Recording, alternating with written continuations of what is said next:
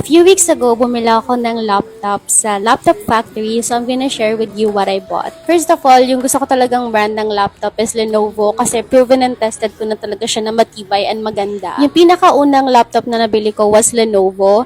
And ayun guys, sobrang baba lang ng spec nun, pero umabot siya for like 7 years and then nabenta ko pa siya. Of course, meron ng mga issues yung laptop na yon, but the fact na tumagal siya ng 7 years is nabenta ko pa, like sobrang sulit na nun for me. Lenovo rin yung brand ng laptop na pinrovide sa akin ng previous employer ko. And actually, nagamit ko siya for 2 years and 6 months. And maganda yung performance niya. IdeaPad Slim 1 yon, tapos I think i3 yung processor, pero bonggang-bongga. So ayun, Lenovo for the win na talaga for me. Hindi ako techie guys, so i-flash ko na lang sa screen yung feature ng laptop na to. Ang gusto ko lang naman talaga is yung like i5 yung processor para mabilis. Mas malaking screen para may number pad. And below 35k lang para pasok sa budget ko. Yung price nga pala nito is 34,995 pesos.